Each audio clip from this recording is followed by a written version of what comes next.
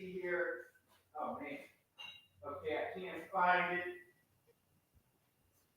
So we're just going to have to wing it, everybody. So I wanted to get my picture of my booklet of the American Constitution, so we can get into this. William Longley, I'll be more prepared tomorrow. Ronald Milam, thank you everybody for being here. So let's get into it. Before we get into Doge triggering the Democrats' meltdown, let everybody know, because I know this is also crypto. So let's go through what the price of Bitcoin and other cryptocurrencies and look at the markets. And then I'm going to tie it back to what's going on right now. So let's look at Bitcoin price. Bitcoin is down $2,348 to the price of $95,091. We're going to address why Bitcoin is down right now. Send this out to the TikTok universe. We're going to address why Bitcoin is down. Now let's check out Ethereum. Okay.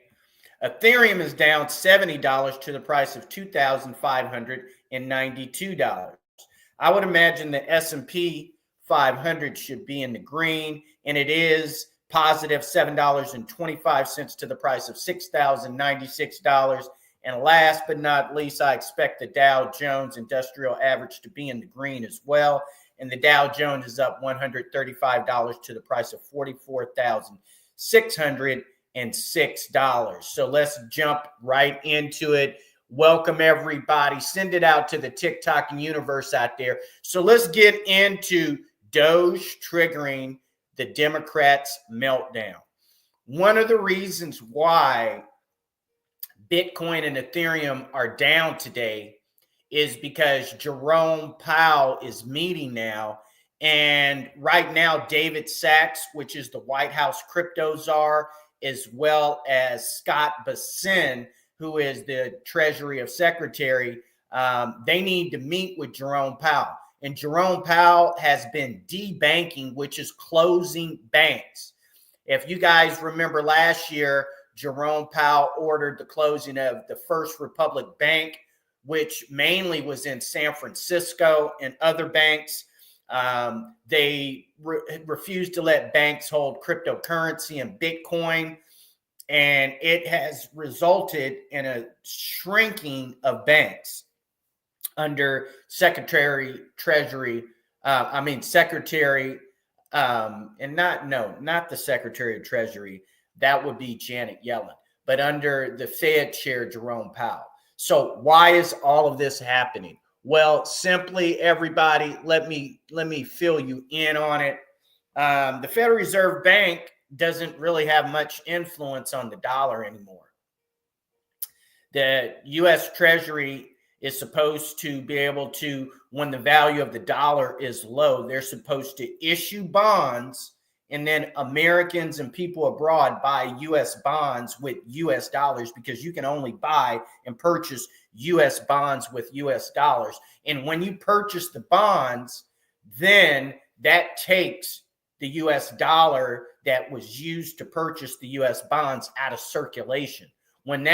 When you have less U.S. dollars circulating, that increases the value, because when you have a shortage of any commodity, that increases the value.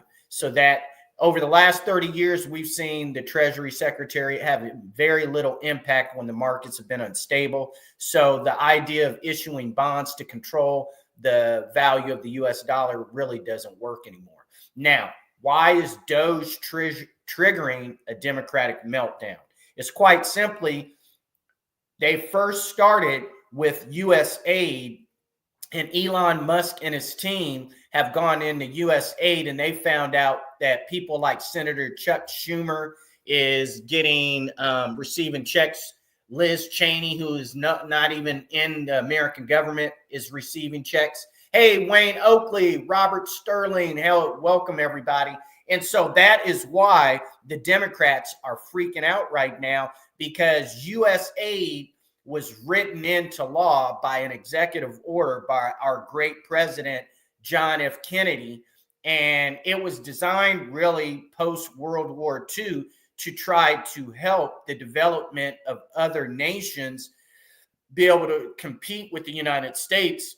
In addition to that, President Kennedy wanted to be able to fund African-American communities in the South that were really struggling to keep up educationally and economically. What it's turned into is a slush fund, mainly by the Democrats, but both by the Democrats and the Republicans. In addition, we have activist judges that are placing injunctions and overstepping their judicial power to block Donald Trump from even investigating the payment system to find out where this money is going, because they've already unearthed the fact that Chuck Schumer and Liz Cheney are receiving payments. And so the Democrats in 19 different states have filed for an injunction to stop that. And it's interesting how the judge that voted, that decided to place an injunction, it was done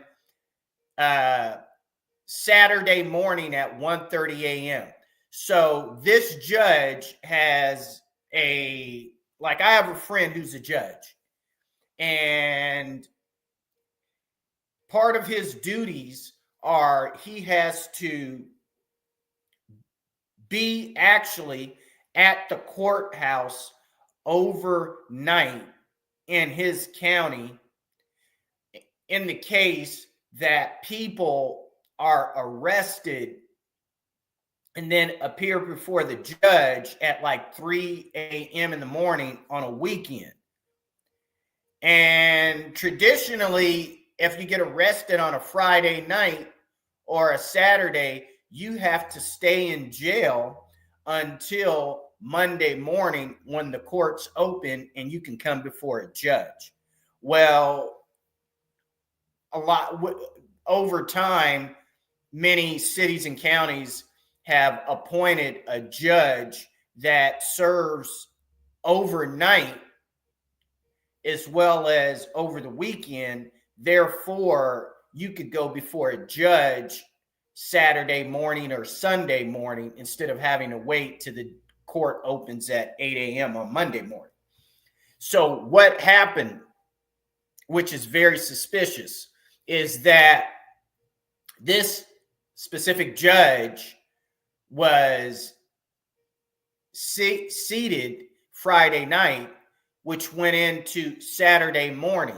And it's interesting how the 19 Democrats the different states who were filing this motion, they knew that this judge was going to be, this was their turn in the rotation to serve over the weekend. So all of these Democrats that filed this suit were judge shopping. And they were thinking, who is a Biden or Obama appointee who would be sympathetic and anti-Trump and who would be willing to rule in our favor? So they chose this particular judge who was conveniently doing his rotation to conveniently be there overnight on a Saturday morning at 1:30 a.m. when the Trump administration and the Trump judges could have been available as well, but they went before a judge without the defendant being the White House having an attorney present to speak on the White House behalf. And the judge put forth this ruling, which was only like 5 days, a week, 7 days to go into effect, which is a delay, to then dump it and turn it over to Judge Vargas. And she knew that she had this hot potato waiting for her. So she came in, she didn't wait. She said on yesterday, that all these Democrats that filed this motion needed to have an answer for why it should have occurred by 5 p.m. and that the White House's attorneys had until 11 p.m. yesterday, Monday, February 10th, to respond, and then she would rule. She didn't want this hanging over her head and dumped off in this political game that the Democrats are playing. And part of what the judge said is that Scott Bessent, who is the Treasury Secretary, has no authority to examine any of his books and payment systems. So this judge effectively stopped the Secretary of Treasury from being able to perform his duty because it was aimed at stopping Doge and Elon Musk's team from being able to examine the books, because they're going to find more Democrats receiving paychecks. When this is done, when Elon Musk and Doge are done looking at the books at USAID, they're going to find out that Chuck Schumer and Liz Cheney are not the only Democrats and Republicans that have been receiving paychecks or checks, period, that are supposed to be going to foreign aid, that these people have been getting bribes. And that is why Joe Biden gave Liz Cheney preemptive or a wide span pardon, because Liz Cheney is guilty of a lot of different federal crimes. And as we get into this, we're going to discover more January 6th committee members that have been engaged in fraud, corruption, and bribery. And I'm going to tell you, Liz Cheney's future is in an orange suit. There's no way Liz Cheney is getting out of the next 4 years without an orange jumpsuit and turp walking. Like, this woman has, and if they don't get her on past crimes that she's committed over the last 10 years, they're going to get her when they force all these people, including herself and Adam Schiff, that once you, like, if you accept a presidential pardon, then you can no longer take the fifth, which means anytime you receive a subpoena, you have to come before Congress in a court, and you have to testify, including Hunter Biden. When we're done with all of this, we're going to find out that Adam Schiff, Liz Cheney, Hunter Biden are going to have to go before Congress as well as courts and testify on the dealings in Burisma in the Ukraine. Thank you so much for sending it out there. Jorge Garcia, thank you so much. John, thank you so much. We're going to find out that it doesn't matter that Hunter Biden, Liz Cheney, Anthony Fauci have been given presidential pardons, because what's going to happen is Anthony Fauci is going to still have to testify before Congress for all of his past behavior. What's going to happen is a lot of these southern states like Alabama, Mississippi, Florida, and Texas, where Anthony Fauci mandated that everybody had to take this COVID-19 vaccination, which resulted in thousands of Americans dying. And I know I lost I lost 2 family members as a result of the COVID shot. Okay. And I know a friend lost a family member as a result of the COVID shot. So I know of 3 people that have died as a result of the COVID shot personally that I knew and loved. And what's going to happen is these southern states like Alabama and Mississippi and Texas, where thousands of people have died because they were forced and mandated to take the COVID-19 vaccination, are going to file suit against Anthony Fauci.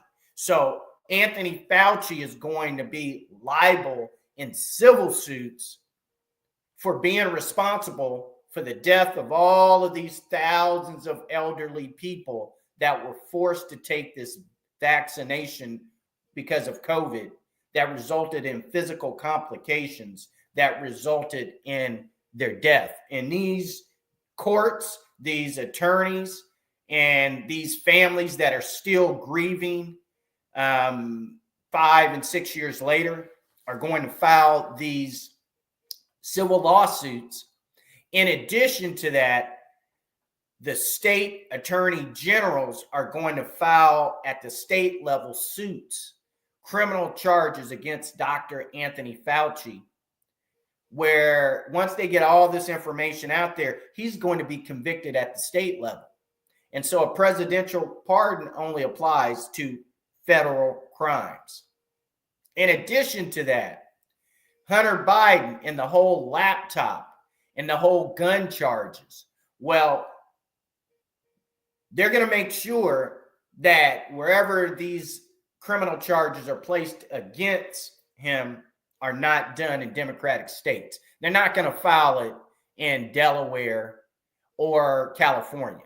They're going to file it in a conservative place where, in addition to that, charges against Liz Cheney for participating in the January 6th committee and destroying evidence, destroying hard drives, destroying, like if you destroy evidence in a civil case or a criminal case at the local or state level, you're going to be facing at least 10 years in prison.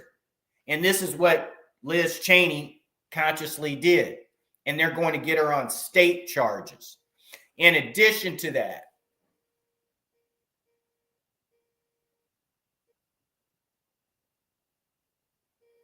now I got people. I'm not giving any feedback. I'm not giving any feedback. Okay. So what's going to happen is now TikTok is talking about misinformation. The reality is that all of this stuff that I'm saying is public knowledge and you can verify in the records. And so all of these things are about to take place. And that is why there is a meltdown now by the Democrats, because Doge is uncovering all of this information. And for those of you guys that don't know the American Constitution, presidential pardon is only good at the federal level. Presidential pardon does not cover state and local criminal or civil charges and civil lawsuits. And that's the reality. And TikTok AI is not sophisticated enough to understand that. So that's why they're giving me a warning. But TikTok AI has no knowledge of the American Constitution. So it needs to check its own information. Okay. So given that, this is why the Democrats now have launched an investigation into Elon Musk as retaliation. So we're going to watch all of this stuff play out. And most of these cases that the Democrats are filing to try to block Doge and the White House cabinet from looking at payments, doing its due diligence, which are within the executive rights of the president, are going to end up in the Supreme Court. And that's most likely the end goal anyway, is that if the Democrats do not like it, depending upon what state they're in, they can file these suits, and most of them are going to end up in the Supreme Court. In addition to that, what we're finding is that Donald Trump and the White House are testing the power of the presidency. What can the executive branch do? And this is what we're finding out. This is what we are finding out. And I don't need TikTok and TikTok AI to tell me whether my family members have died due to a COVID shot. That, like, TikTok AI, like, that's not your job. You don't know who in my family have died. So for TikTok AI to give me a warning about who died in my family, you don't have that information. So you are overstepping your bounds.